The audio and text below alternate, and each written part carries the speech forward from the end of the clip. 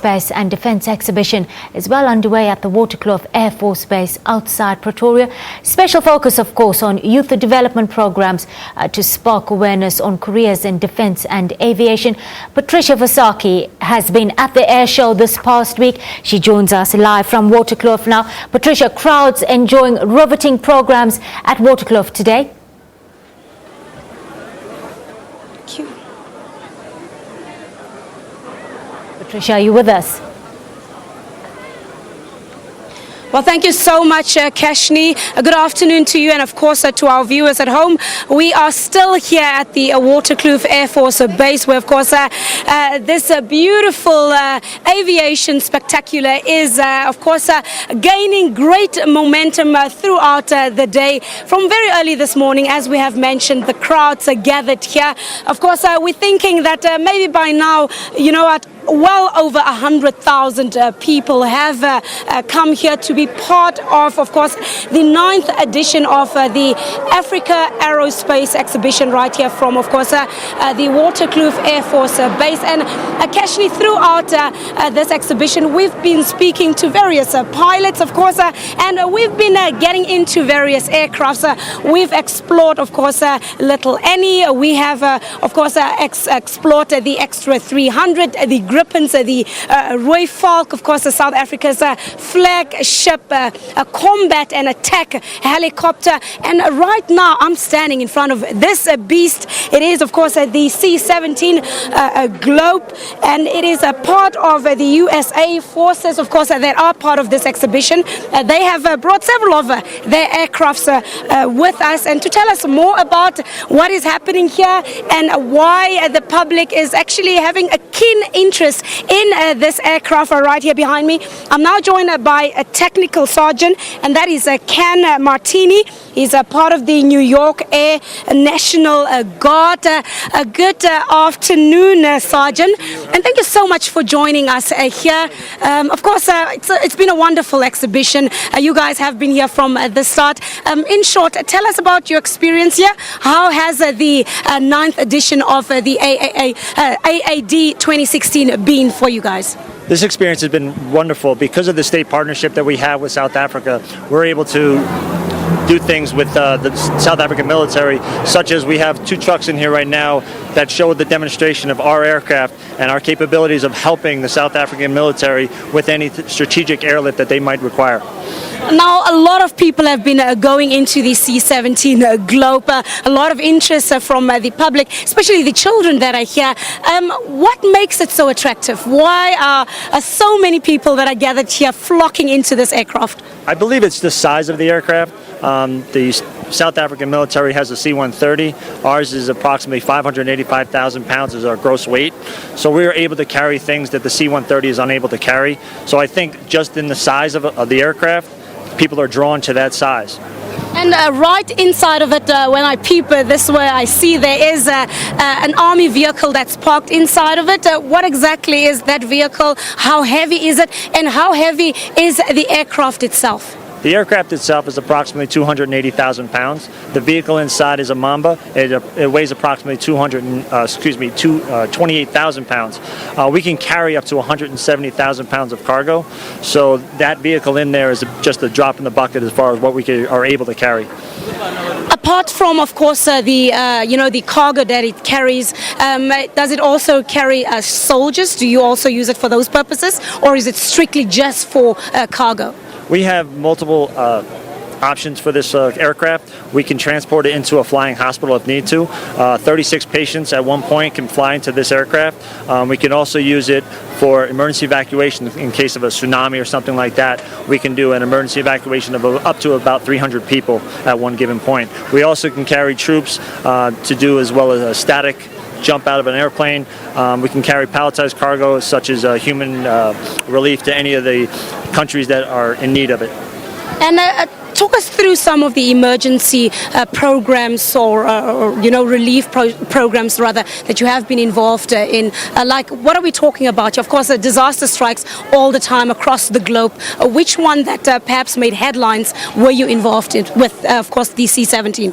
I wasn't directly involved in it, but we've had numerous human relief as far as cargo to Afghanistan or Iraq. as far as bringing food and supplies to those countries that were in need of it. Do you bear any knowledge of the other aircrafts that are around here? I do. There are a couple other aircrafts to include a C-130. There is a C-130J model. That one is a little bit more for special operations units. There's a KC-135, which is also a fuel tanker. So that tanker actually can give us the fuel, so we don't ever have to land. We can go unlimited to anywhere in the world with the capability of the KC-135. Okay, let's come back to the partnership that you talked about earlier. Of course, a lot of bilateral relations that are also, brought to the surface and highlighted at an event of this magnitude.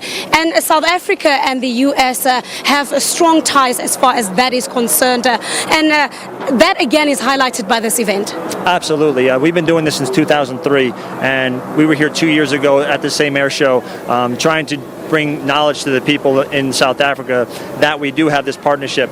It is very important so that we can keep those relations, the lines of communication open between our two countries.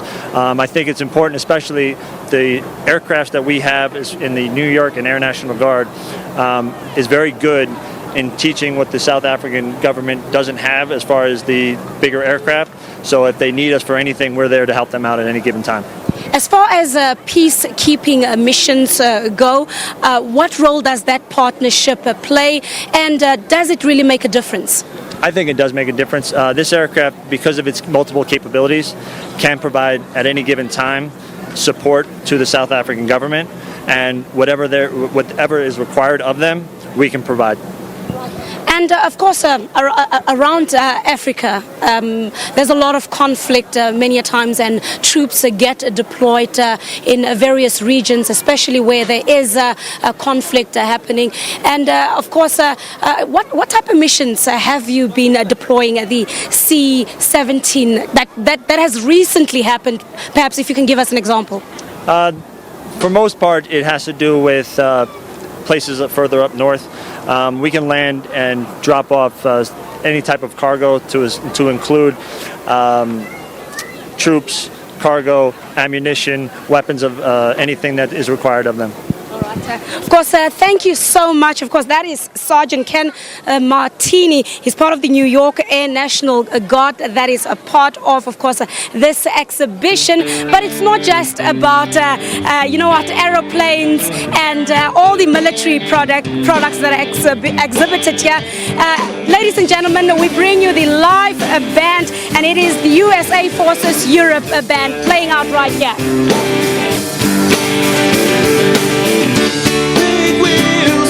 Turning, will carry me home to see my kin, singing songs about the Southland. I miss our mammy once again, and I think it's a sin, yeah.